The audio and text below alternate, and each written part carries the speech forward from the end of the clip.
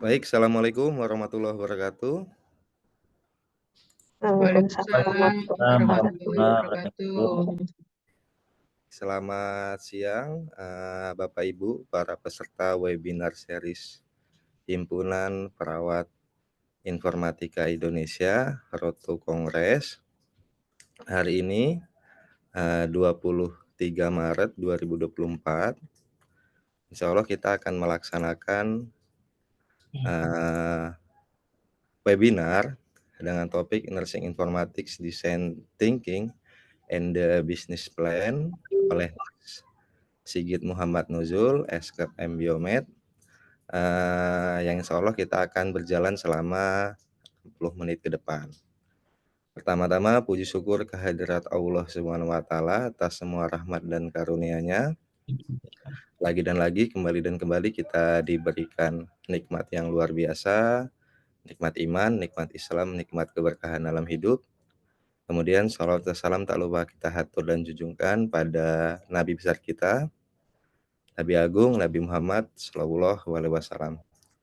Mudah-mudahan agenda webinar series yang dilaksanakan pada bulan suci ini, di bulan Ramadan ini, bisa dinilai sebagai suatu upaya untuk menuntut ilmu dengan baik dan bisa dinilai sebagai suatu forum yang baik sehingga mendapatkan pahala yang berlipat-lipat. Izin memperkenalkan diri Bapak Ibu semua. Perkenalkan, nama saya Nurse Tommy Suganda, MKep, yang insya Allah akan memandu dan memoderatori agenda webinar series ini. Sebelum kita laksanakan, saya izin memperkenalkan dengan detail dulu CV daripada pemateri kita, pembicara kita yang luar biasa pada pagi menuju siang ini. Izin saya share screen.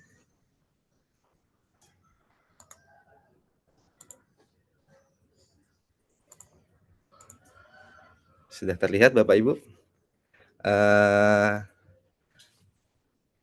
Beliau adalah Nurse Sigit Muhammad Nuzul, sarjana keperawatan Magister Biomed, lahir pada 1989 April tanggal 24 di Palu.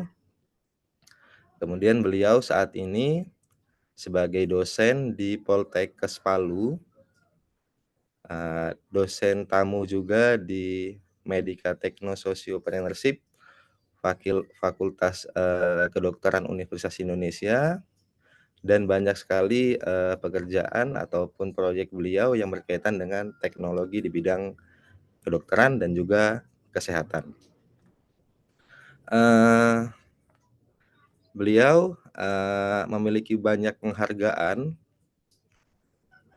di mana adalah lulusan terbaik Poltekkes Palu pada tahun 2010, mahasiswa ataupun siswa inovasi yang berkompetensi di Direktorat Inovasi Inkubator Bisnis Universitas Indonesia, mendapatkan juara 1 Safety and Nasogastric Tube, kemudian menjadi juara 1 dalam ASEAN ICT Awards in Laos dengan penghargaan pada bidang pada produknya ATM Sehat.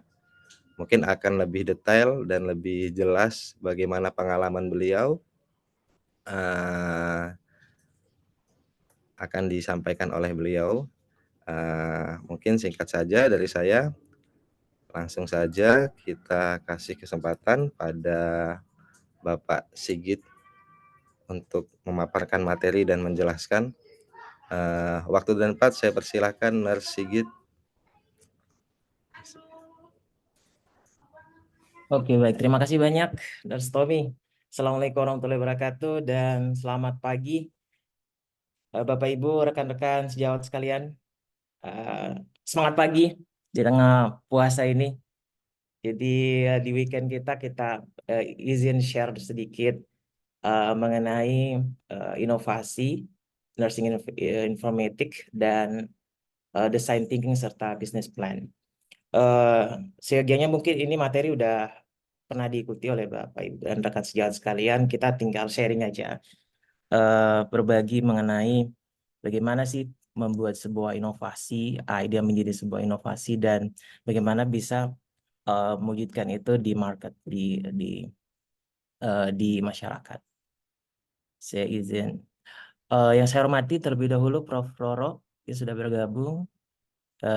Kemudian yang saya hormati juga Prof. Marsum dari STP Poltekkes juga mungkin bergabung. Baik, izin saya untuk share sedikit Bapak Ibu sekalian.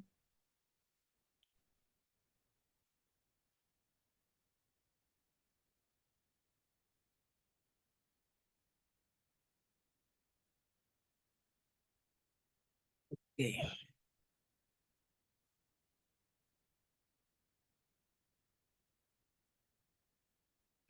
Baik, Bapak Ibu sekalian dan rekan-rekan sejawat, semua perawat, hari ini kita akan berdiskusi khususnya mengenai Nursing Informatics Innovation, Design Thinking, dan Business Plan.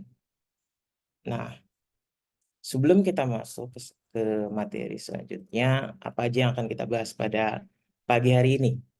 Yang pertama adalah tentang apa sih sebenarnya inovasi, khususnya di Nursing Informatics ada banyak sekali peluang inovasi khususnya di inovasi 4.0.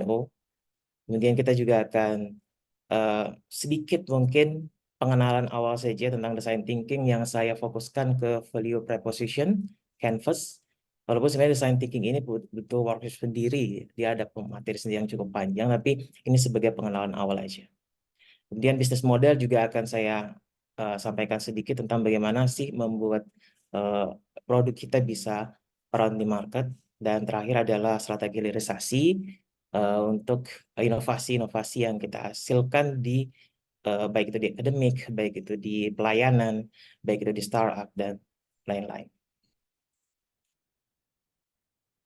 Nah, pertanyaan yang besar dari kita ketika berurusan dengan namanya inovasi. Hari ini semua orang, semua instansi, semua perusahaan berusaha berlomba-lomba untuk membuat sebuah inovasi baru yang bisa membantu masyarakat, yang bisa membantu konsumen, pasiennya. Namun sebenarnya apa sih inovasi itu? Nah, balik ke pertanyaan, apakah kita membuat sebuah ide atau sebuah inovasi? Sini kita bertanya ide ketika kita memiliki suatu keinginan untuk menciptakan sebuah produk, itu masih banyak sekali di kepala kita. Ketika kita melihat suatu problem, maka kita akan berpikir mungkin ini bisa jadi solusi. Ketika kita melihat suatu masalah di lapangan, di praktik, rumah sakit, puskesmas, dan sebagainya, kita akan berpikir gimana ya caranya supaya ini bisa teratasi masalah problem ini. Nah, di situ sudah mulai proses idea, ideation kita. Namun apakah itu sebuah inovasi? Belum juga. Karena sebuah ide yang tidak dieksekusi, kemudian belum masuk ke sebuah, dieksekusi pun udah jadi produk, belum tentu menjadi sebuah inovasi. Kenapa? Karena inovasi itu adalah suatu perubahan yang membawa dampak langsung kepada user. Simpelnya seperti itu. Kepada masyarakat. Ketika ide yang ada di kepala kita tadi sudah masuk, diaplikasikan atau digunakan oleh masyarakat, oleh target user kita secara berkala, baru itulah disebut sebuah innovation. Innovation pun kadang bertahan lama, kadang bertahan singkat, macam-macam. Karena perkembangan inovasi itu akan terus maju ke arah teknologi baru. Nah, saya ingin share sedikit tentang penemu bola lampu pertama, Thomas Alva Edison. Bapak Ibu, ini Thomas Alva Edison ini menemukan bola lampu pada tahun 1879. Nah, kalau kita lihat sebenarnya yang menemukan pertama kali bola lampu itu bukan beliau, belum beliau. Ada Sir Humphrey Davy 1802 pertama kali membuat pijaran pada bola lampu, pijaran kawat ya, kawat pijar. Kemudian di tahun yang sama pun ada Joseph Wilson juga yang menemukan hampir mirip juga bola lampu, kemudian di dalamnya kawat berpijar. Tapi kenapa dunia memberikan title penemu lampu pertama ini kepada Sir Thomas Alva Edison? Karena yang pertama kali mampu membawa lampu pijar yang ada di labnya, kemudian dimanfaatkan secara luas oleh masyarakat di New Jersey waktu itu adalah beliau. Jadi orang yang menemukan pertama belum tentu bisa dikasih title sebagai penemu pertama.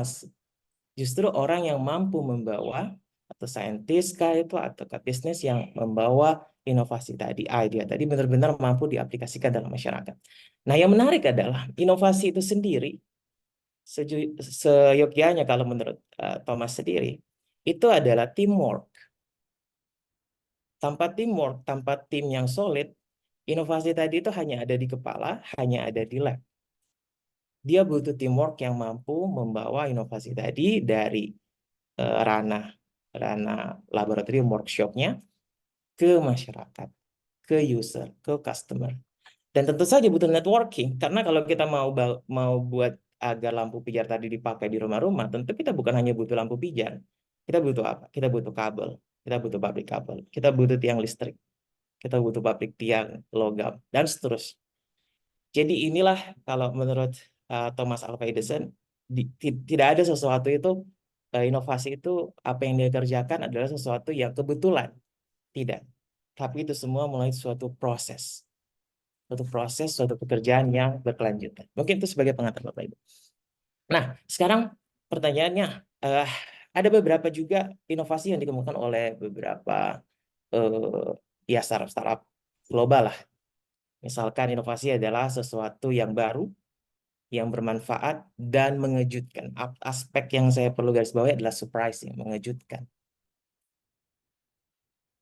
Kemudian menurut Nick juga mengubah idea menjadi sesuatu solusi yang punya add value dari pandangan customer. Jadi bukan dari pandangan kita.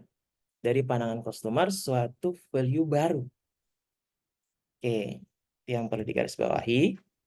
Kemudian menurut David, dia adalah segala sesuatu yang baru dan bermanfaat. Tentu saja, kalau tidak bermanfaat, tidak akan menjadi sebuah inovasi dan tidak dimanfaatkan masyarakat luas. Kemudian inovasi juga pengenalan produk dan layanan. Jadi produk berupa barang atau layanan jasa yang memberikan nilai tambah bagi suatu organisasi, baik itu rumah sakit, tempat kita bekerja, atau puskesmas tempat kita bekerja, startup, dan lain-lain. Dan berikutnya adalah menurut Robert bahwa ya selama itu baru dan sesuai dengan keinginan dan kebutuhan dari user, maka itu disebut inovasi. Dan yang terakhir adalah innovation adalah hal yang membawa kita ke masa depan. Kalau inovasi nggak ada, Bapak Ibu, kita hari ini masih hidup dalam gua mungkin kalau kayak orang-orang zaman purba ya. Tapi dengan ada inovasi terus berkembang, smartphone yang tadinya segede gaban misalkan bisa pukulin orang, sekarang bahkan ada yang sudah pakai smartphone yang di proyektorkan ke kulit. Jadi nggak pakai smartphone fisik lagi. Ya itulah inovasi. Inovasi terus berusaha mendorong kita ke masa depan, ke sesuatu yang lebih baik. Nah ini yang menarik sebenarnya. Kenapa inovasi ini terus digaungkan agar kita bisa menjadi negara maju sesuai dengan visi Indonesia Emas 2045 tentu. Baik, Bapak Ibu, rekan sejawat sekalian, industri 4.0 tentu yang hari ini ada tentu berawal dari industri 1.0 yang masih berupa mesin. Kemudian mesin uap berikutnya. Industri 2.0 juga yang terus berkembang lagi menjadi ada pabrikan, mass production. Kemudian ketika ada sebuah inovasi lagi yang ditemukan darinya mass production, ketika ditemukan mesin otomatisasi waktu itu robotik, maka industri berubah atau melompat secara eksponensial ke industri 3.0. Kemudian di industri 3.0 dari otomatisasi komputer dengan adanya AI, cyber physical system, Internet of Things, dan lain-lain, industri 3.0 yang mesinnya robotik dan komputer itu kemudian melompat sekarang menjadi industri 4.0. Industri yang memanfaatkan kemampuan sistem lebih optimal dengan AI, dengan Internet of Things, sehingga pertukaran data itu bisa lebih real time dan pengambilan analisis keputusan itu jauh lebih cepat. Bapak Ibu, saya ingin sekalian, saya ingin share sedikit nih. Baru saja bulan Maret ini, belum lama, mungkin sekalian sudah lihat beritanya viral nih, bagaimana seorang pria yang ditanamkan chip otak oleh Elon Musk bisa main catur pakai telepati tanpa menggunakan tangannya, cukup memandang layar, maka gerakan cheese itu setiap pion-pion cheese itu akan bergerak di layar. Hanya menggunakan kekuatan otaknya sendiri, kekuatan pikirannya sendiri untuk menggerakkan permainan. Nah, ini dikembangkan oleh salah satu startupnya Elon Musk juga, Neuralink. Mungkin kita nonton sedikit. You want to introduce yourself? Yeah, my name's Nolan Arbaugh. I'm 29 years old. About 8 years ago, I was in kind of a freak diving accident and dislocated my C4, C5. So I'm a complete quadriplegic. So I'm paralyzed from below the shoulders. I have no sensation or movement below my level of injury, so below my shoulders. Yeah, that is especially not like this. I had to use like a mouse stick and stuff, but now it's all being done with my brain. If y'all can see the cursor moving around the screen, Jadi that's all me, y'all. tanpa mouse ya, tanpa mouse, cool, huh? tanpa Actually, can you pause the song just for the audio coming through? bergerak. So jadi dia menghubungkan antara chip yang ditanam dengan rangkaian neuron di sistem saraf kita di otak. Ini sudah approved FDA untuk clinical trial tahun kemarin 2023 dan mungkin akan digunakan banyak pada pasien-pasien yang menderita kelumpuhan.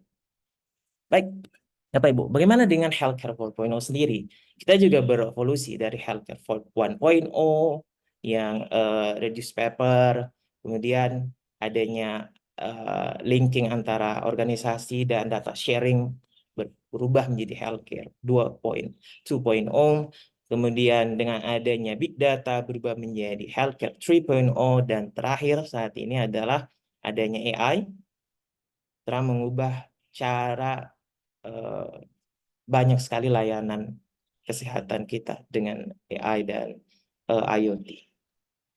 Baik, menurut studi McKinsey sebenarnya pada tahun 2016, sudah cukup lama, mereka mengatakan bahwa 60% pekerjaan di dunia itu akan menjadi otomatisasi.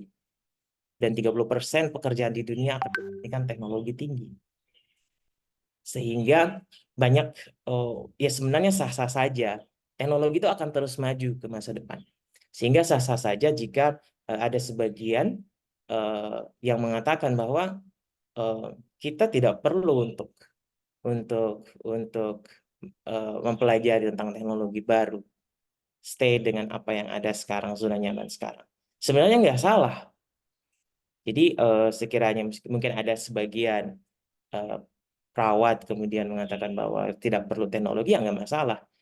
Cuman perlu diketahui bahwa teknologi itu bukan keharusan, tapi sudah menjadi sebuah kenyataan yang ada saat ini bahwa orang-orang atau perawat-perawat yang tidak juga mengikuti perkembangan teknologi akhirnya tertinggal. Dan menurut World Economic Forum, salah satu dari top 10 skill yang harus dimiliki oleh setiap orang pekerja dimanapun sektor swasta maupun pemerintahan, yang paling penting adalah analytical thinking and innovation. Jadi analytical thinking ini penting sekali, inovasi ini penting sekali, karena walaupun 30% kedepannya akan digantikan bahkan sampai 60% digantikan oleh otomatisasi. Akan tetapi yang memikirkan, orang-orang yang membuat ide itu tidak lain adalah kita sendiri, manusia, human-nya. Jadi aspek human di bidang analytical thinking ini dan inovasi ini sangat penting. Karena dengan ide-ide kita, ini akan menghasilkan atau menghasilkan sebuah ide memanfaatkan teknologi yang ada saat ini. Itulah socialization 5.0 ya, masyarakat 5.0 itu maunya ya memanfaatkan teknologi 4.0 untuk mengatasi berbagai masalah. Dan skill analytical thinking ini sangat penting untuk kedepannya. Nah, untuk itulah ada nursing informatics. Kita ada untuk berusaha catch up dengan teknologi, baik itu teknologi simple teknologi, middle teknologi sampai high tech. Nah, kita berusaha untuk setidaknya tahu, bahkan kalau bisa involve untuk kembangin dari hal yang simple, middle sampai yang high tech. Jadi ya kita berharap si pengembangan nursing informatics ini akan terus melaju ke masa depan sehingga semua ide kita bisa real works di lapangan. Dan tentu saja ini mau tidak mau membutuhkan kebersamaan, kolaborasi bersama-sama kita bagaimana agar nursing informatics ini semakin maju di masa depan. Termasuk nanti kongres pada bulan depannya, bulan Mei. Baik. Nah, untuk healthcare 4.0 sendiri ke depan banyak sekali aspek yang bisa digunakan. Baik itu di rehabilitasi, kemudian monitoring system, personalized healthcare, work-based, telemedicine, telenursing, dan lain-lain. Dan ada banyak sekali sebenarnya. Ini hanya sebagian aja, top 8 berkali dari healthcare 4.0 yang bisa kita manfaatkan.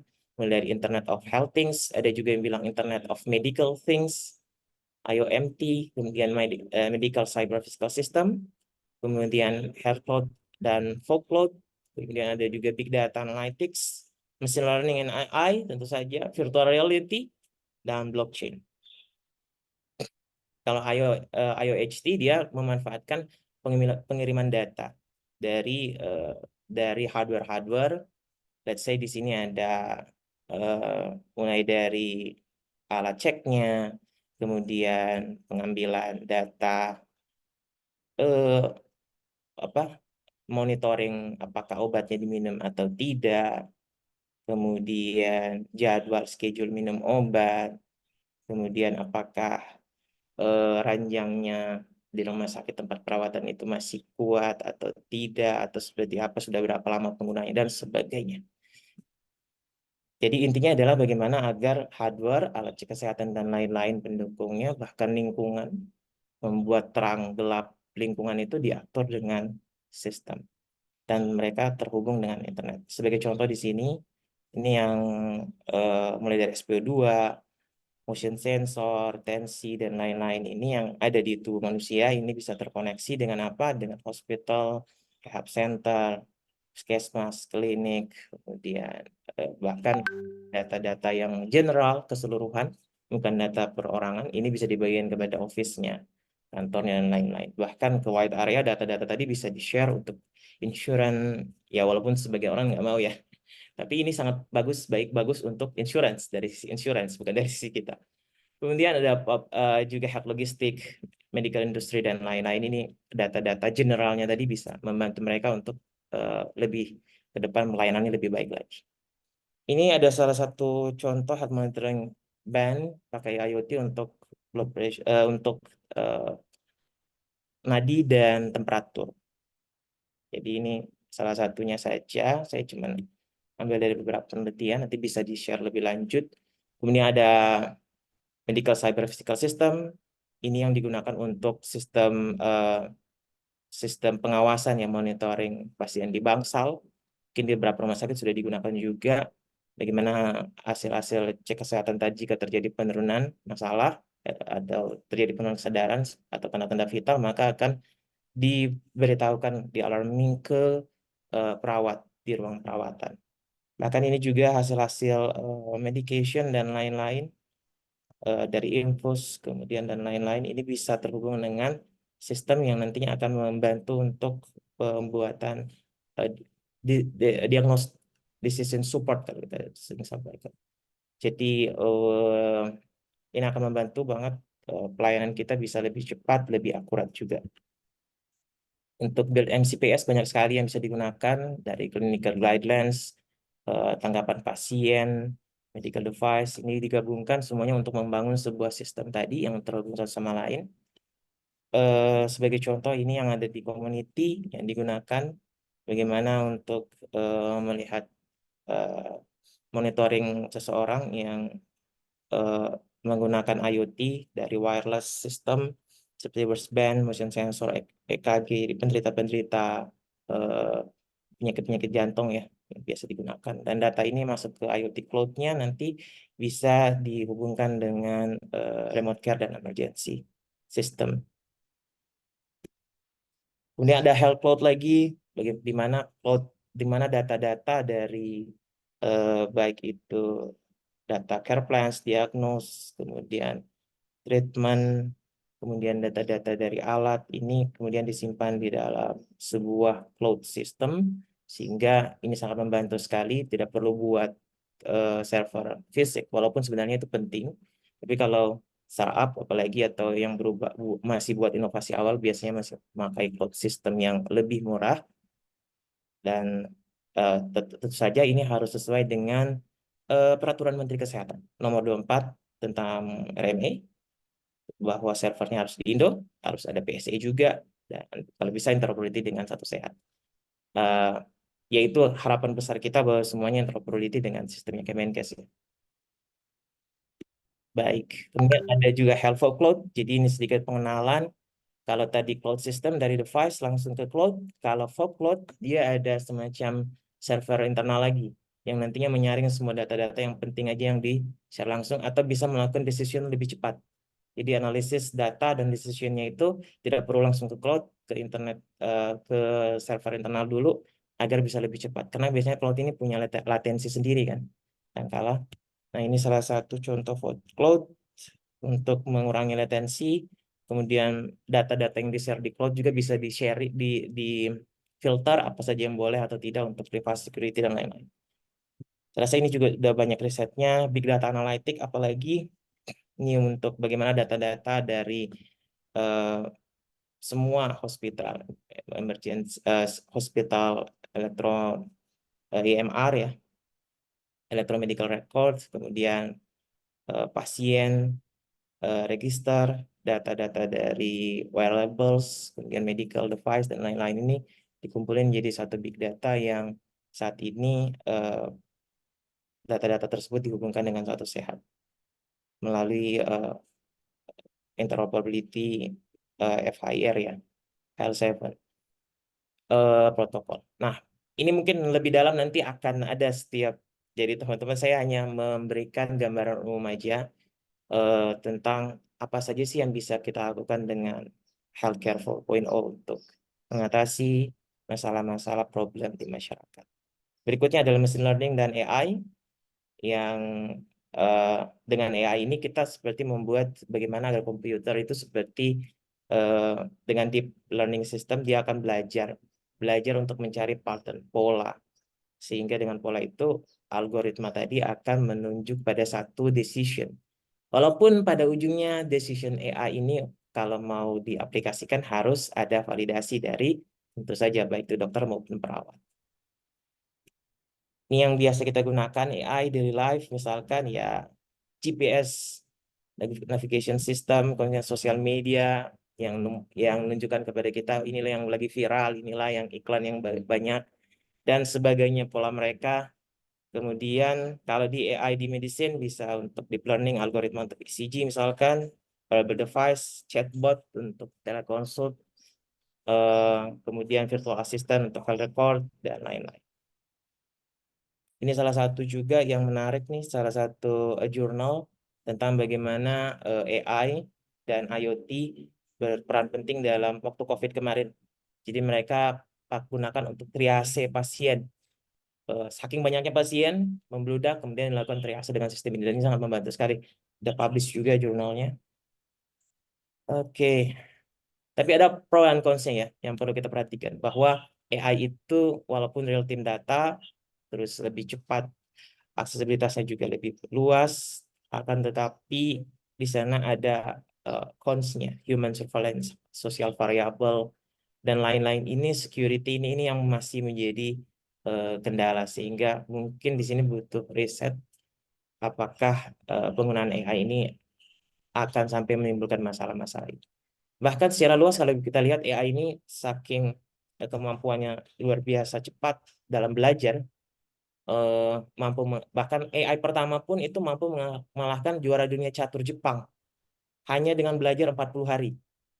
Jadi pengalaman seorang juara champion selama 20 tahunan itu dikalahkan oleh seorang AI yang satu AI yang hanya belajar 40 hari.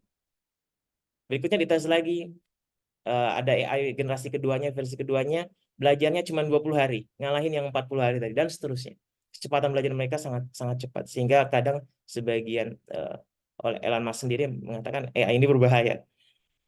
Ya, tapi tetap ada sisi kita sebagai manusia yang human, sebagai decision-nya, kemudian ideation-nya ya mau nggak mau dari manusia itu sendiri yang memberikan ideation, ide untuk apa yang perlu dilakukan oleh AI tersebut. Sama dengan chatbot, sama dengan ChatGPT, dia tidak akan bergerak sebelum kita berikan perintah.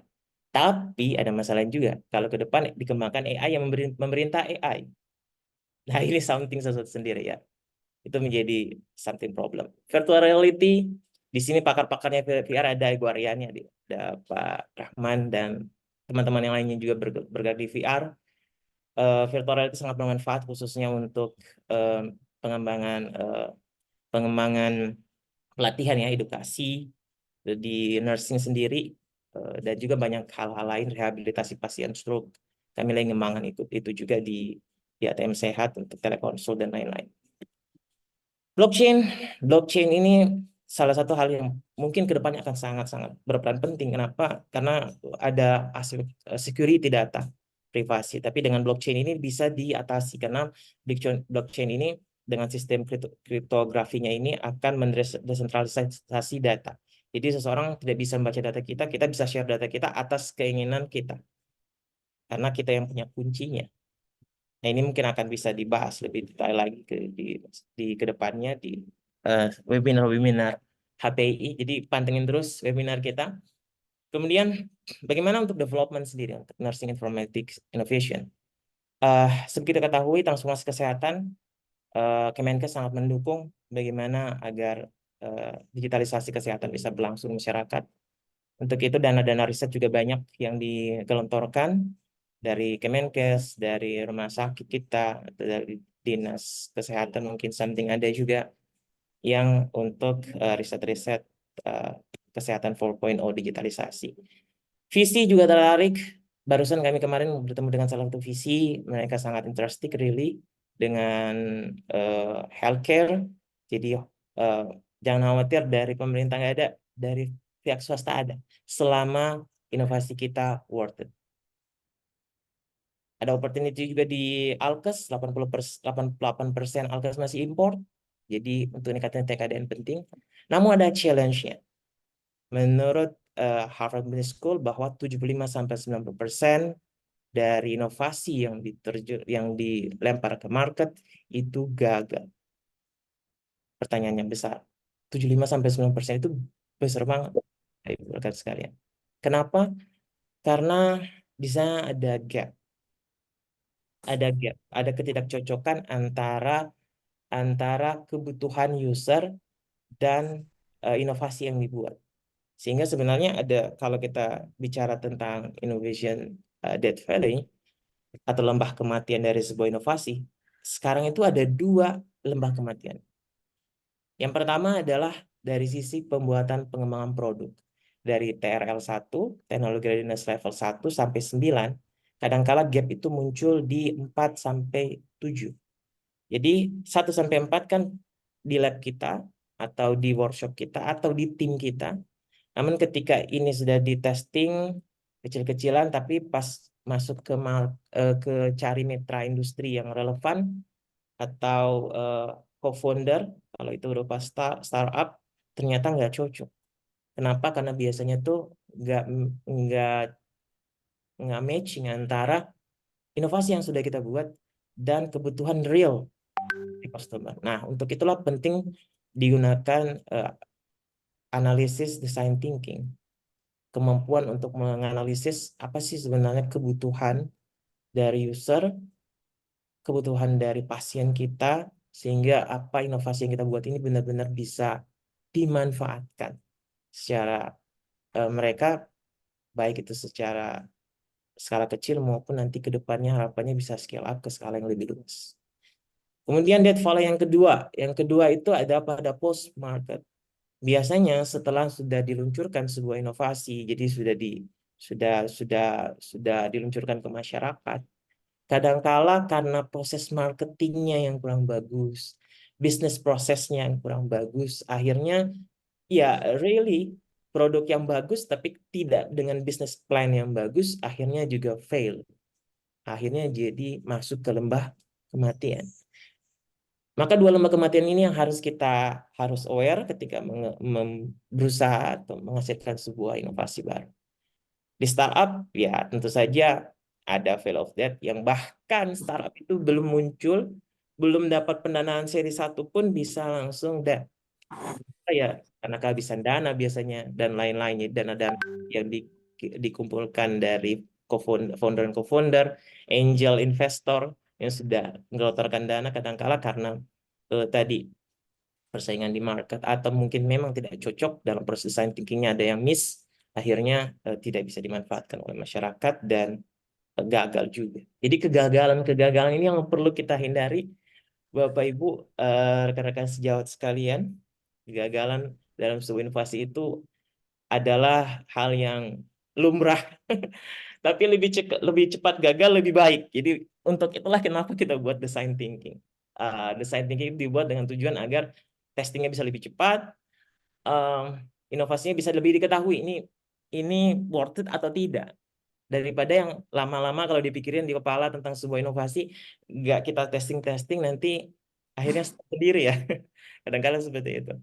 Jadi bagaimana value proposition yang kita tawarkan oleh produk ini dengan customer profile ini, kebutuhan customer ini harus pas sehingga tidak jatuh ke dua lembah kegagalan tadi. Ini sedikit pengenalan tentang TKT atau Technology Readiness Level. Tingkat kesiapan teknologi itu ada 9 tahap. Tahap pengembangan awal itu biasanya dari 1 sampai 5. Jadi mulai dari prinsip awal, kemudian, nah ini dikerjain nih di design thinking. Sampai nanti kita ngebuat prototype. Prototipenya bisa ya prototipe skala lab atau skala tim kecil kita pun nggak masalah sebenarnya. Nanti kemudian masuk ke industri di TRL 6, di 6, 7, 8, 9 untuk cari mitra industri yang tertarik dengan inovasi kita. So, bagaimana kita membungkusnya, membuat presentasi yang menarik, sehingga kadang-kala masih dalam tahap ideation, sudah ada pihak eksternal yang tertarik untuk mendanai proyek kita. Baik, bagaimana roadmap pengembangan produk kesehatan? Mungkin saya bagi menjadi 3 aja. Ini salah satu buku terkenal juga. Jadi yang pertama problem solution fit, bagaimana kita bagaimana mencari atau memfitkan ya kebutuhan dari user, mencari kebutuhan dari user dengan inovasi yang akan kita buat. Bisa saja ada ide awal, nggak masalah. Tapi ide awal itu jangan sampai stick dengan ide itu, tapi tidak mau mengikuti feedback. Ini berbahaya. Kemudian ada product market fit, ini bagaimana ada bisnisnya bisa mulai sesuai nggak, matching nggak dengan bisnis modelnya.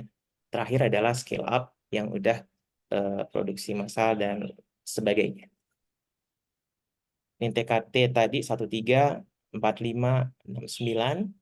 Jadi kita berusaha dari PSF ke PMF ini interview problem, solusi kepada user, kemudian dari PMF ke scaling atau dari TKT 45 ke 69 itu sudah harus kita siapkan apakah ada retensi penggunanya seperti apa, kemudian review penggunanya, kemudian traction bisnisnya ini yang biasanya digunakan. untuk bisa kita mencari mitra atau co-founder yang punya duit. Nah, gini biasanya kan gitu, atau VC atau ya grant dari Kemenkes, dari rumah sakit dan sebagainya. Biasanya seperti itu ya. Kita masuk ke PSF dulu deh. Design thinking ini merupakan sebenarnya suatu workshop kecil sebenarnya. Jadi kita dengan tim kita bersama-sama untuk mencari pendekatan pemecahan masalah yang baik, yang kognitif, kreatif, praktis untuk menjawab apa sih kebutuhan dari user atau pasien kita. Dan proses ini berulang terus nih. Berulang terus, kemudian berusaha memahami pengguna apa sih maunya ini user saya, ini pasien ini sebenarnya apa maunya.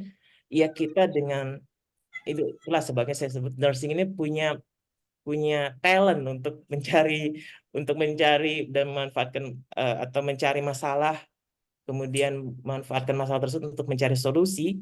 Itu nursing itu punya talent sekali karena kemampuan kita untuk melakukan komunikasi terapeutik biasanya di situ. Jadi kita berusaha memahami lebih dalam tentang apa sih kebutuhan pengguna. Kemudian menentang asumsi, karena ini bahaya. Asumsi awal, oh dia butuh ini, si user butuh ini, pasien butuh ini. Itu asumsi kita, dan kebanyakan asumsi itu nggak pas ketika ditanyakan pada user. Makanya kita perlu untuk menentang asumsi awal kita untuk mencari apa sih kebutuhan user. Dan tentu saja ketika sudah ditemukan banyak sekali ya perubahan-perubahan, feedback itu yang akan kita gunakan untuk resume solusi yang apa yang bisa kita berikan kepada user. Dan ini proses yang berulang-ulang. Mulai dari empathy, define, ideate, prototype, testing ada feedback, balik lagi, bisa saja balik ke empathy lagi, atau balik ke define lagi, ke ideate lagi, atau langsung ke prototype lagi, diperbaiki. Dan ini adalah proses yang terus berulang-ulang.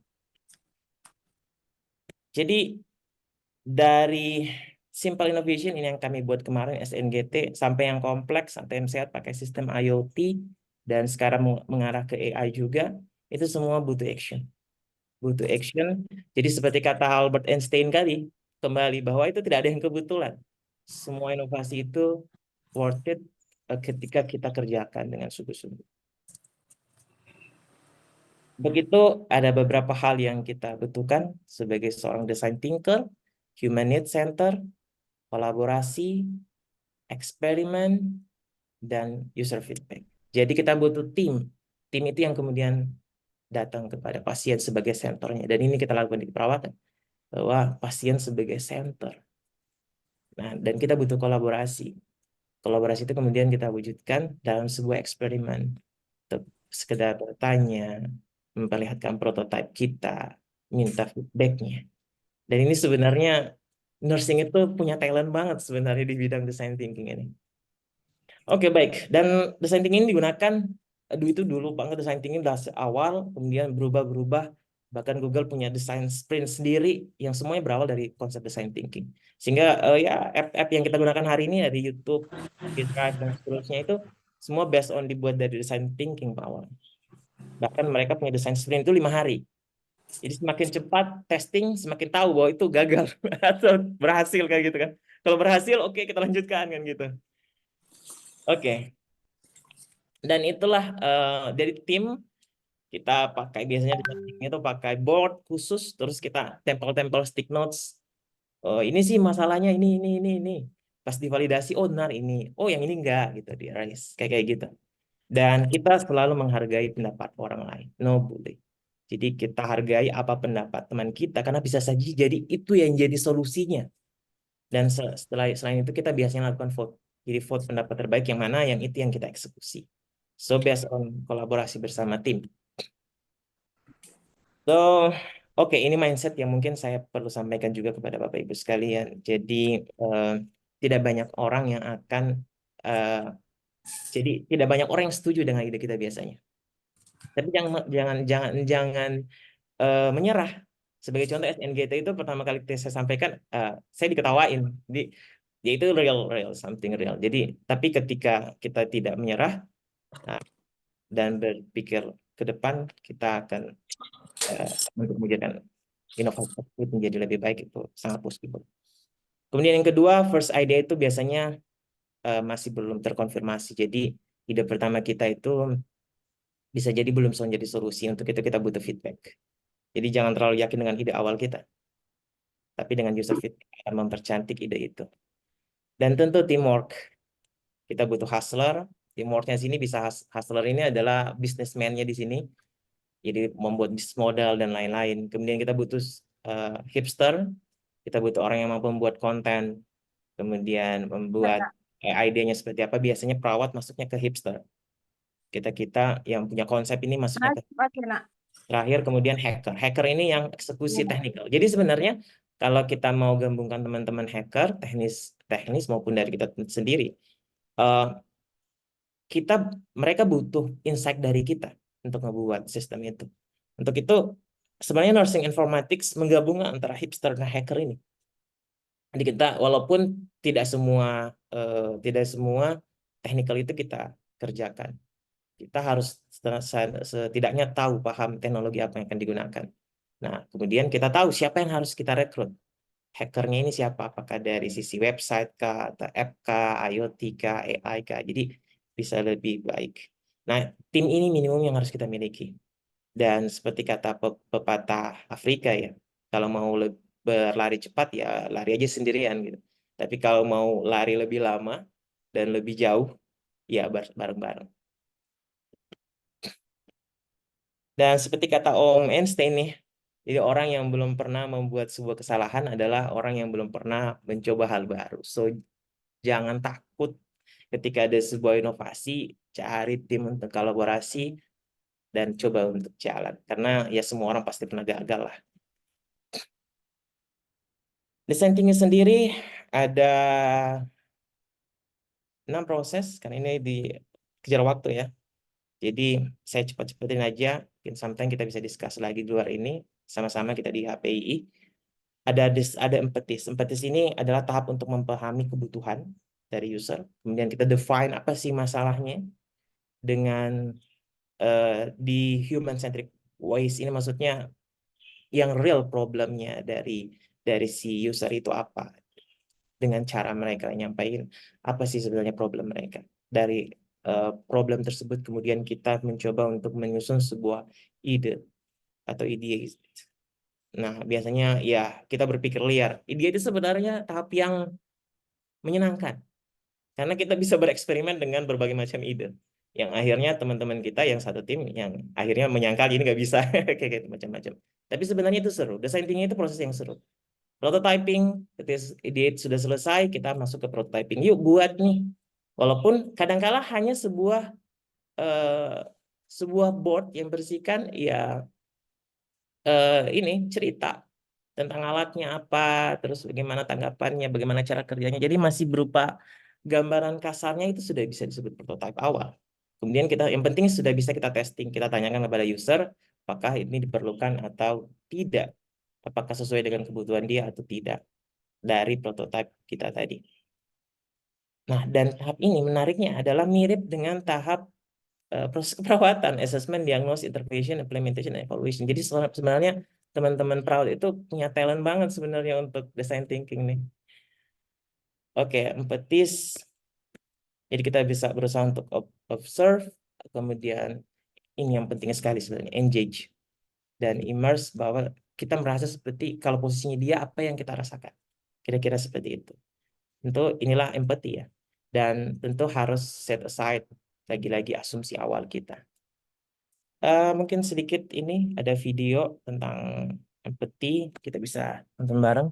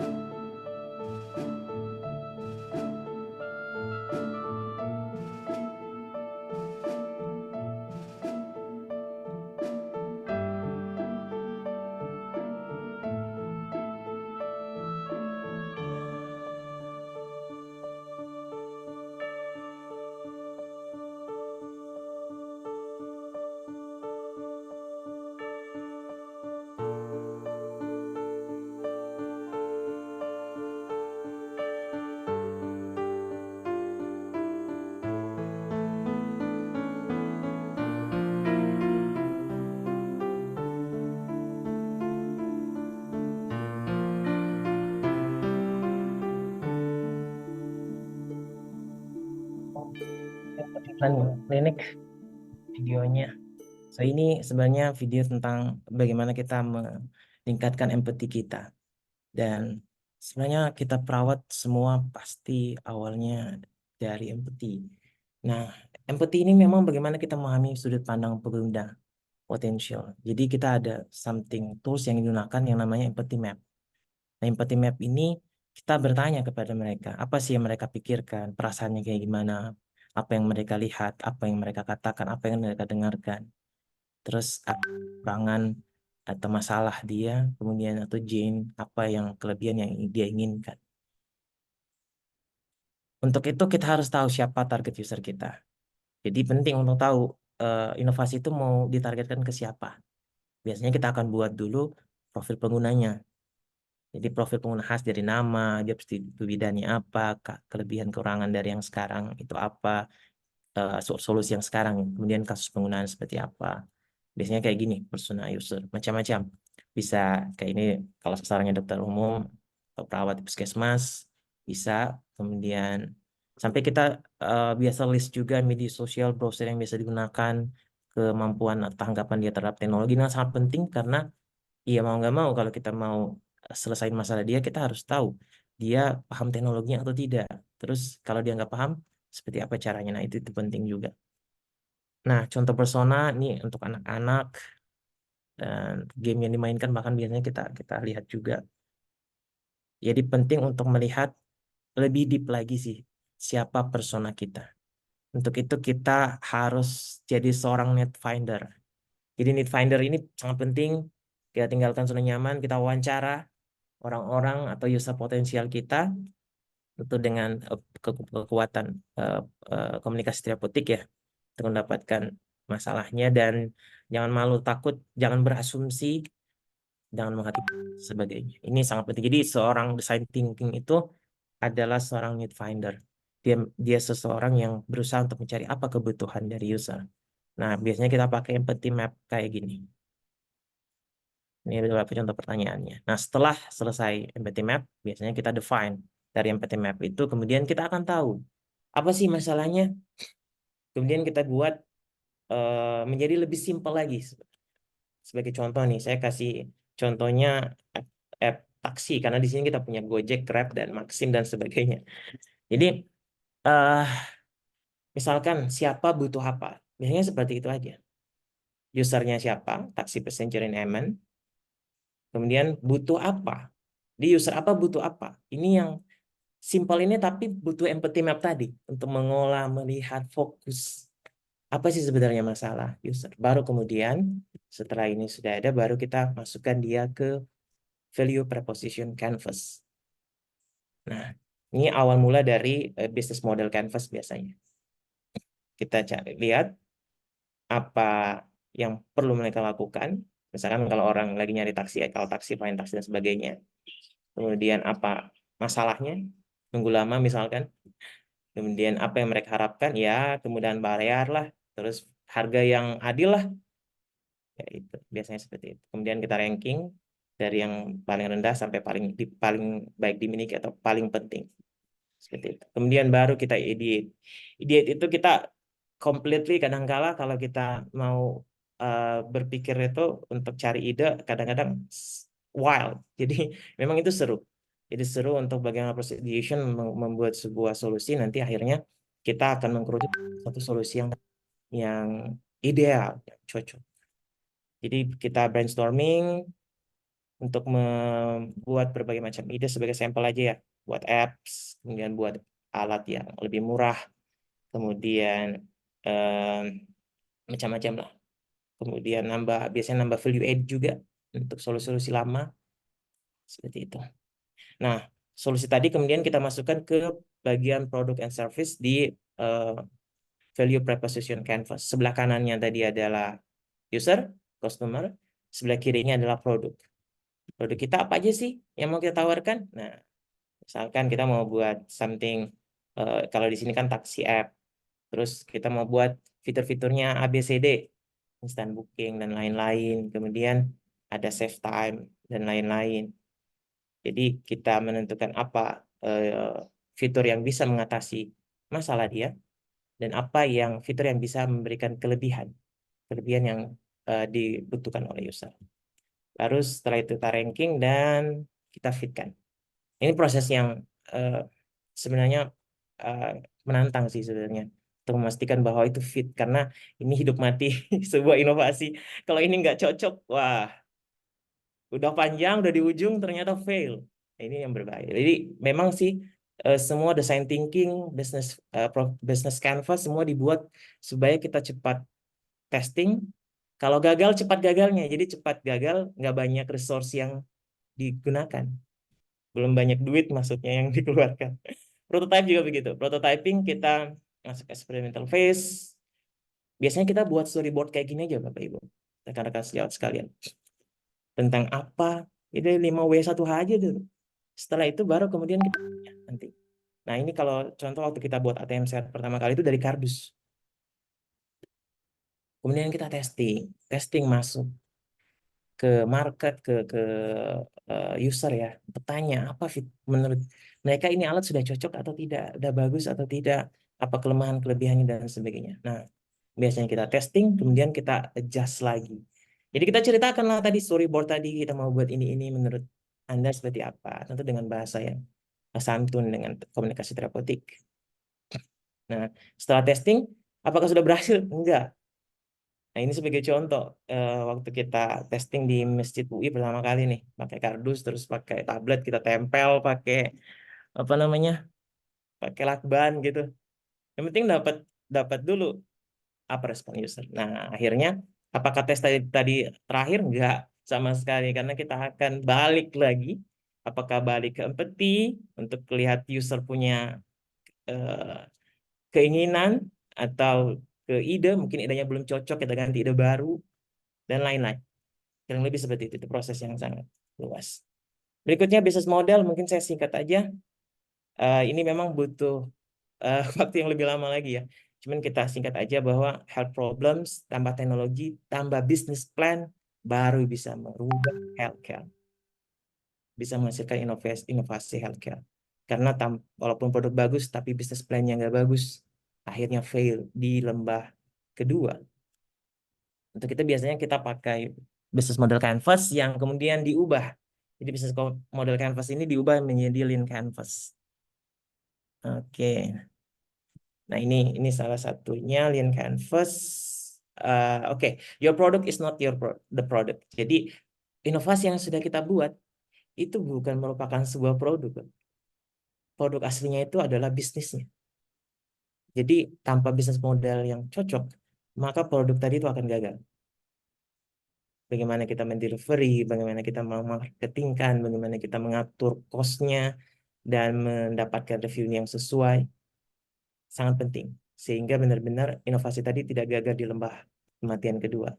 Kita harus tahu apa possible customer kita, bahkan customer ini punya, jadi ada teknologi readiness level, ada customer readiness level, CRL. Jadi customer readiness level itu juga penting tuh untuk kita tahu sesiap apa sih customer kita. Nah, ini sebagai contoh. Jadi seseorang yang melakukan pencarian di Google bukanlah customer. Customer aslinya siapa? Yang iklan di Google itu customer aslinya Google. Oke, seperti itu. Nah, ada berapa macam? Saya langsung aja. Jadi ini lean canvas, biasanya kita isi problem dan customer segment. Jadi masalah utamanya apa?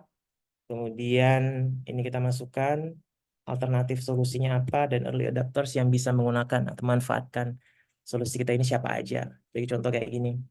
Martabak kumis misalkan contohnya. Problemnya pekerja kantoran tidak memiliki waktu sarapan. Yang sekarang alternatif sekarang yang ada ya tidak sarapan, minum susu aja gitu. Nah, customer segmentnya pekerja kantoran yang berangkat setelah subuh, early adoptersnya orang-orang yang lihat ARL kayak gitu. Simpelnya.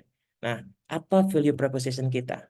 Apa yang kita mau berikan kepada user? Apa keuntungan dan kelebihan dari inovasi kita yang pantas jadi perhatian? Nah, itu kita masukkan nih. Nah, kayak gini, ini yang penting sebenarnya. Jadi kita perlu customer interview.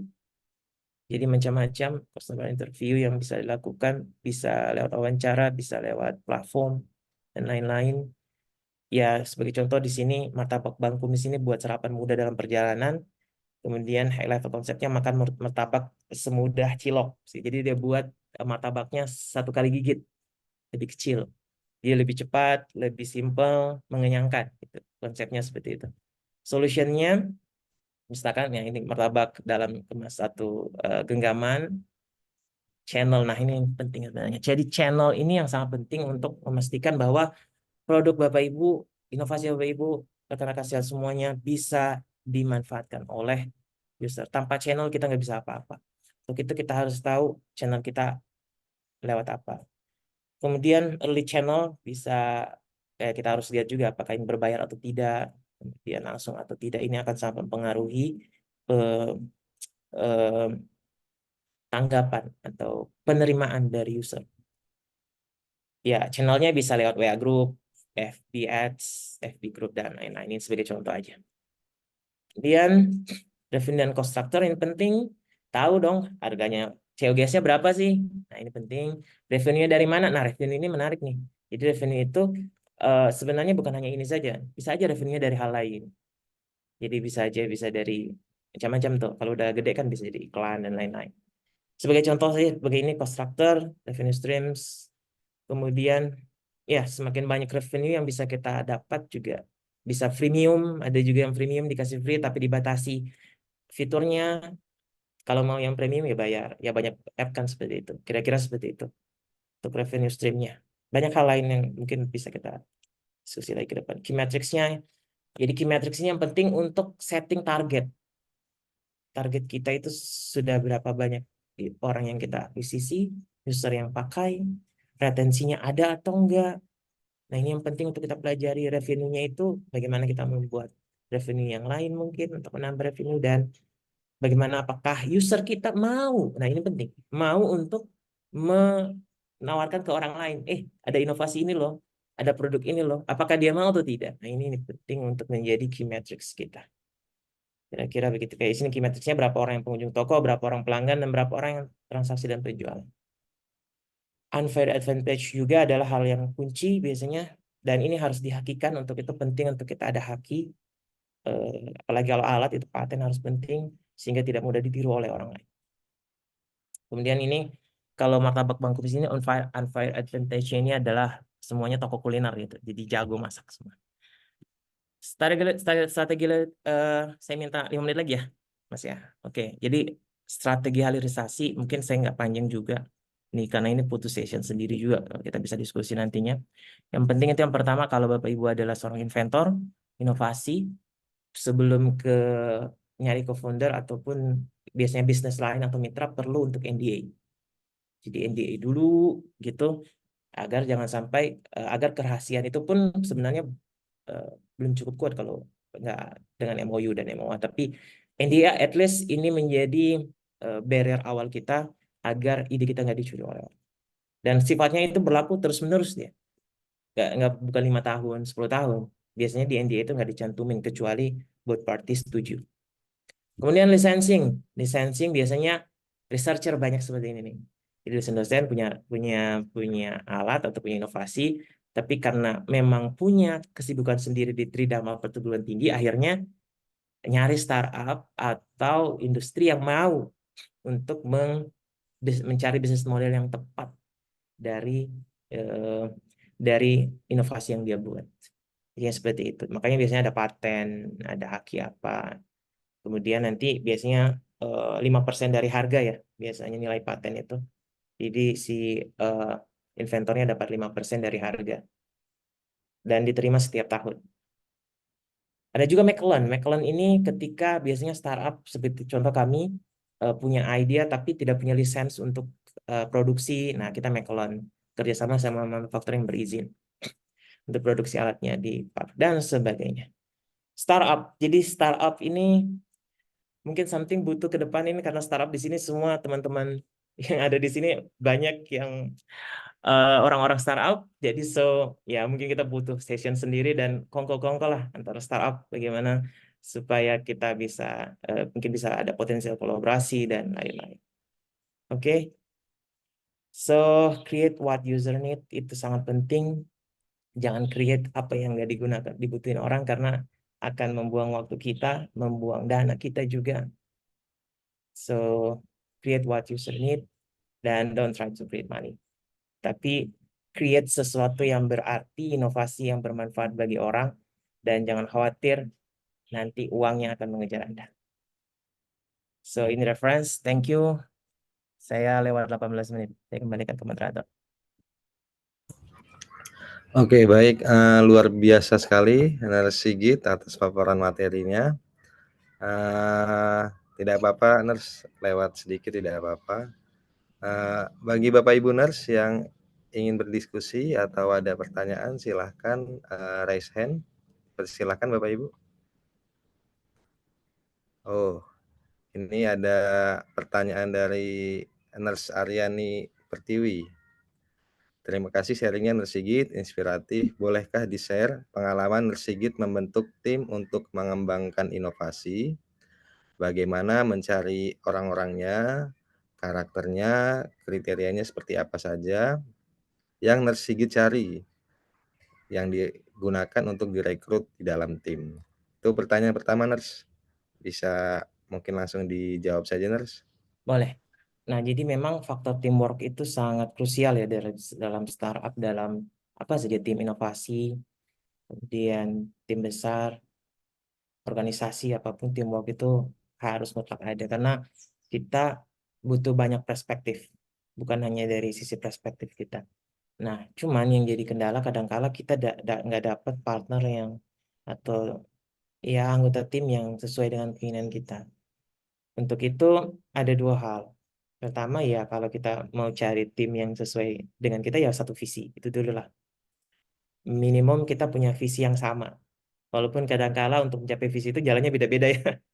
Seperti itu. Jadi visi dulu itu yang paling pertama. Visi yang sama.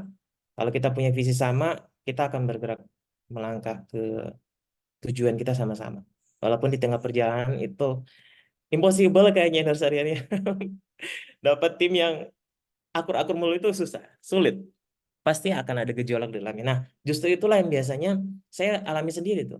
Bahwa justru hal seperti itu penting.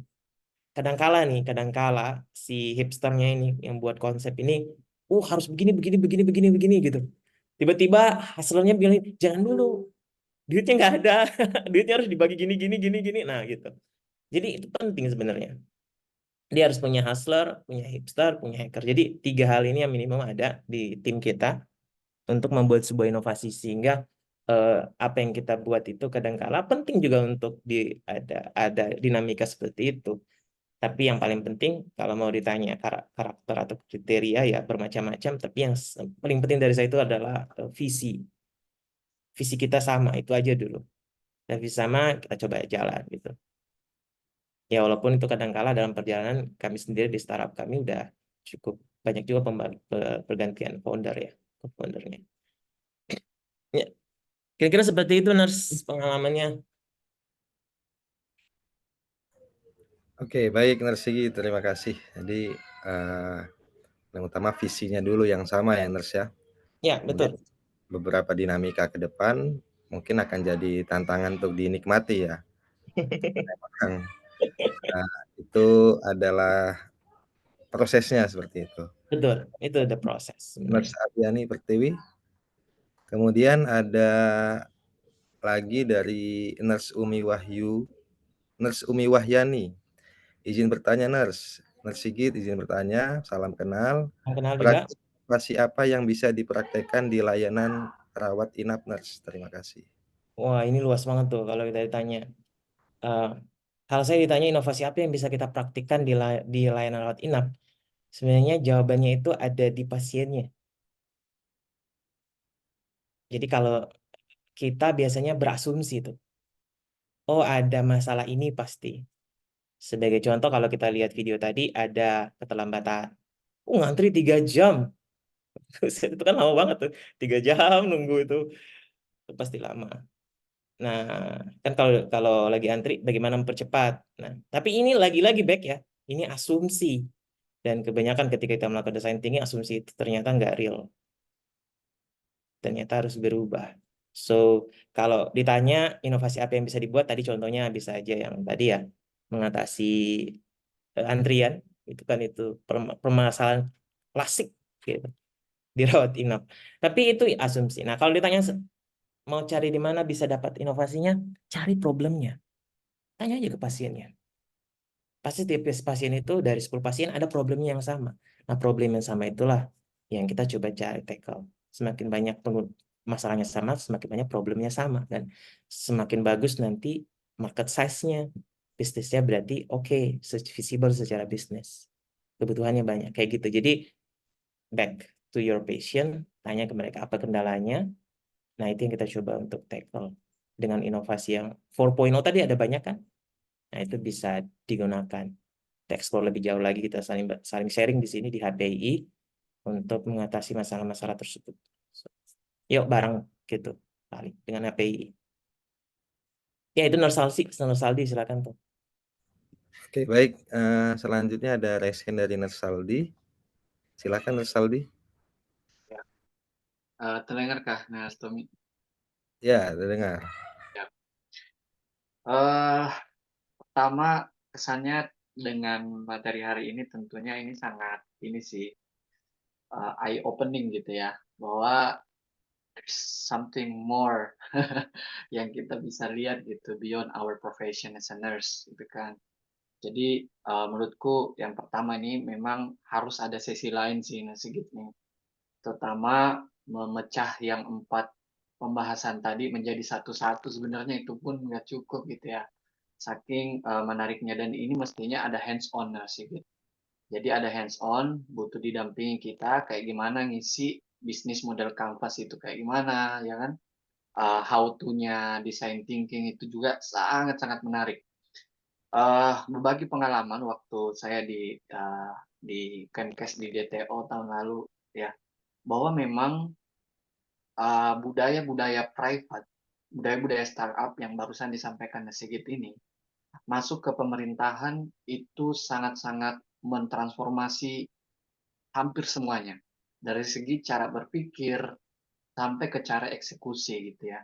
Jadi kayak design thinking gitu ya, kita ajak perwakilan misalnya dari puskesmas, rumah sakit, direktorat gitu ya, untuk melakukan sketching-sketching itu di papan tulis itu gitu, ngisi. Jadi kayak orang bilang ini apa gitu, bagi old mind ya, pasti mikir ini apa sih gitu ya. Kita kayak main-main, padahal pas kita exercise ternyata ide-idenya keluar. Wah, nah itulah.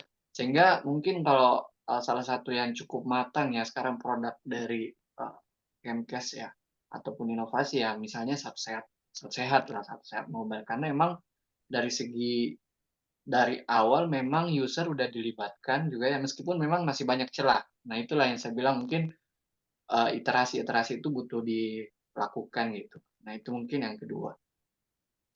Yang ketiga saya juga melihat perkembangan dari startup-nya Sigit gitu ya, ATM Sehat, mulai dari sejak sekolah mungkin itu kan menjadi inovasi yang kemudian banyak sekali mendapat penghargaan, terus juga melihat tadi, saya juga tadi yang sangat banyak insight di apa ya, Death Valley of Death ya, ya itu ya, itu sangat-sangat baru saya dapat juga sih, ternyata memang ketika ada di terapan teknologi yang 3 sampai sekian itu potensinya seperti itu gitu ya, dan mungkin ATM Sehat udah melewati itu. Nah, ini menjadi pertanyaan saya, kira-kira dari sejauh perjalanan Sigit mengembangkan ATM Sehat ini, tantangan yang paling bermakna itu apa sih gitu ya? Sehingga teman-teman ini bisa yang ada dalam ruangan ini, Zoom ini bisa mendapat pelajaran juga gitu, dapat lesson learn dan juga best practice-nya apa. Terakhir, kayaknya memang HPI ini butuh, ini kan sudah jadi wadah nih, misalnya tiap minggu kita ada ide gitu yang kita share gitu ya. Tapi mungkin ke depan akan ada juga semacam wadah bagi teman-teman yang di rumah sakit, di puskesmas yang mau mempresentasikan idenya gitu. Gitu. Kayak Setuju. gitu. Kira kompetisi ide gitu by HPI gitu, itu juga menarik untuk kita lakukan ke depan. Ya, kembali ke Nas. Kasih Nas. Baik, Terima kasih Nurse Saldi. Boleh ditanggapi Nurse Sigit? Siap, thank you, Nur Saldi. Memang ini PR kita bersama ya, Nurs. Jadi kita berharap sih dengan wadah HPI ini kita bisa sharing-sharing. Kemudian ya saya setuju sih kalau misalkan ada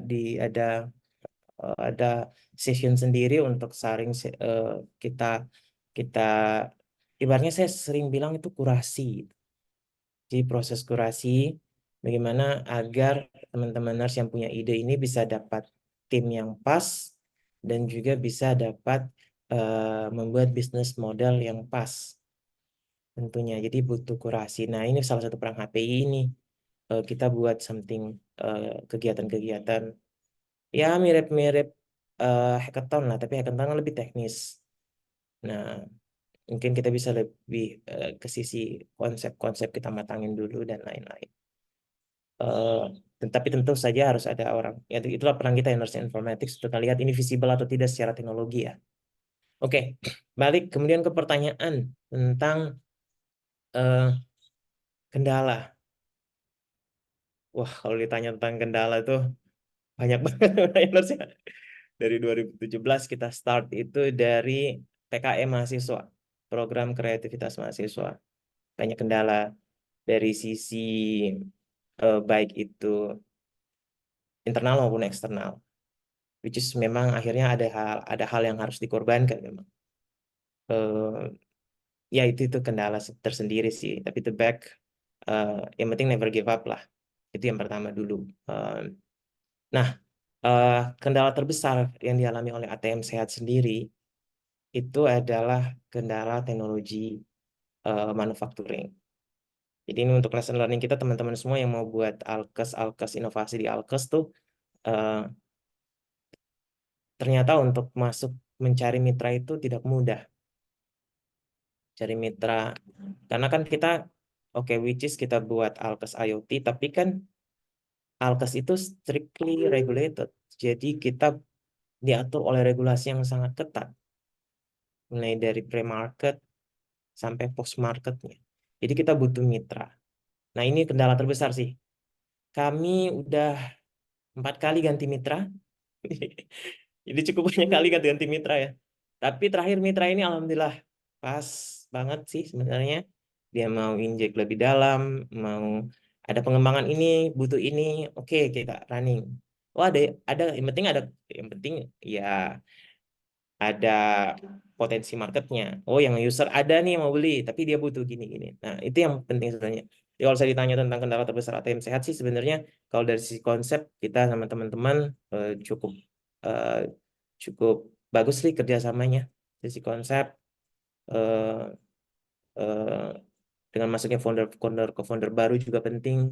Sini ada Nurse Khairon yang bantuin kita.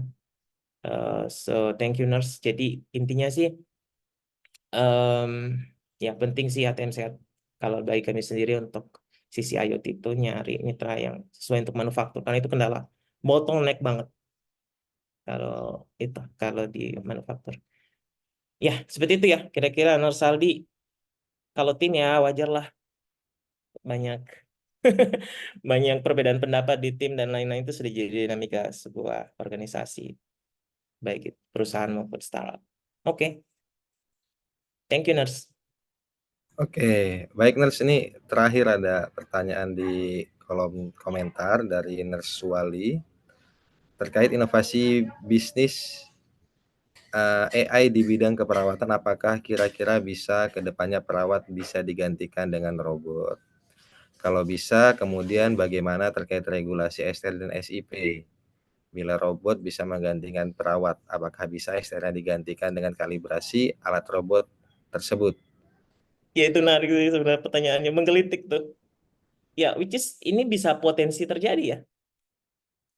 Karena kan teknologi ke depan kan semakin maju tuh. Kita nggak tahu regulasi seperti apa lagi ke depannya menyesuaikan dengan teknologi sekarang.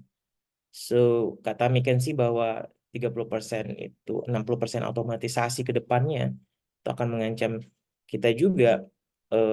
Yaitu really bisa kejadian di masa depan. Untuk itu kita harus prevensi, mitigasi dari saat ini sih. Apakah kedepannya bisa digantikan robot atau tidak? Saya yang bisa jawab. Soalnya ini baru masa sekarang nggak bisa kayaknya. Tapi kalau masa depan bisa aja. Oh, walau alam bisawab, mungkin aja bisa ya. Mungkin aja bisa. Karena teknologi itu akan selalu menyesuaikan apa? Em, Seperti contoh kita aja ya, Gojek bisa merubah sistem polisi di Kementerian Perhubungan dan lain-lain, atau yang lain-lain. Mungkin ke depan telenursing juga akan bermanfaat. Iya, intinya sih kita sekarang harus berusaha untuk menyesuaikan. Jadi kita perawat berusaha untuk menyesuaikan dengan kemajuan teknologi agar kita tidak tertinggal. Jadi em, iya, back, tapi jangan masa terlalu terancam. Yang penting adalah tadi top skill. Salah satu 10 top skill itu yang paling penting ada analytical problem. Jadi kemampuan kita sebagai perawat untuk mencari, mengatasi masalah. Nah, dan AI itu adalah salah satu cara untuk mengatasi masalah tersebut. Nah, jadi back ke kita, decision-nya juga pasti belum untuk saat ini ya. Saat ini semua decision itu dari manusia. Jadi, perawatnya yang decision. Terus pekerjaannya gimana? Mungkin pekerjaan-pekerjaan yang literally tanda kutip agak eh, hard work itu kayak kayak hal-hal yang ya robot-robot itu kalau sekarang kan kebanyakan robot itu gantiin pekerjaan rumah ya, kayak membersihkan ruangan. Kan sekarang sudah ada robot tuh untuk bersihin ruangan. Em, Robot untuk ngingatin minum obat itu ada juga. Tapi apakah itu mengganti semua pekerjaan nurse? Saya rasa enggak. Itu butuh mungkin beberapa tahun ke depan untuk bisa ke tahap sana. AI sendiri, walaupun sudah ada AI yang mulai ditanamkan ke robot ya, itu adalah penelitian militernya tuh. Tapi ya back AI ini punya pro and cons, so harus diatur oleh regulasi yang kuat sebenarnya agar dia nggak lepas kendali. Oke, seperti itu ya, nurse ya. Kalau ditanya bisa atau tidak, sekarang ditanya ke saya bilang saya nggak tahu ke depannya seperti apa. Tapi kalau sekarang nggak bisa kan, tetap kita harus jadi thinkernya. Oke, baik. Tidak terasa, Bapak Ibu Nurse, kita sudah melalui sekian waktu pada agenda webinar series HPI ini dengan topik Nursing Informatik Design Thinking and Business Plan. Terima kasih pada Bapak Ibu Nurse yang hadir. Terima kasih terutama pada narasumber kita, Nurse Sigit Muhammad Nuzul. Sangat bermanfaat sekali ilmunya. Mengutip daripada Joe Parinejad bahwa pengembangan teknologi di bidang kesehatan memang sangat luar biasa belakangan ini. Tetapi pengembangan itu tidak akan bisa maksimal atau optimal bila tidak diseimbangkan pula oleh kompetensi daripada usernya atau daripada penggunanya. Dan mudah-mudahan agenda webinar mingguan oleh HPI ini adalah suatu bentuk peningkatan kompetensi daripada calon-calon user seperti kita. Terima kasih banyak. Kita jumpa lagi di Listeners, saya izin mungkin sedikit pengumuman bahwa kita nanti beberapa saat ke depan akan ada kongres ya, kongres pertama. Jadi mohon untuk kita semua mari sama-sama kita kolaborasi bersama-sama kita untuk ikut kongres, menyukseskan kongres nanti. Ini udah ada di linknya nggak? Udah di posting belum? kolom Udah ada chat. chat, udah ada. Jadi mohon nanti mari kita sama-sama join registrasi, kan bisa online juga. Nah, mari kita sama-sama untuk mensukseskan nanti pelaksanaan kongres kita. Itu dari saya. Thank you, Nurse. Oke, sama-sama Nars. Terima kasih Bapak Ibu. Kita berjumpa lagi di webinar series minggu depan. Informasinya akan disebarluaskan. Akhir kalam, saya tutup. Wabillahi taufiq wal hidayah. Wassalamualaikum warahmatullahi wabarakatuh. Waalaikumsalam warahmatullahi wabarakatuh. Oh, daftar hadiahnya boleh di-share lagi, Nurse. Baik, Nars. Thank you, Nurse. Izin live. Oke. Oh, belum ya. Kita diskusi dulu untuk ini ya. Tuh, panitia kongres bisa. Mantap, Nas. Materinya berbobot. Lanjut, Nars. Aku sambil nyetir ya. Kalau mau rapat, kan saya dengar. Siap.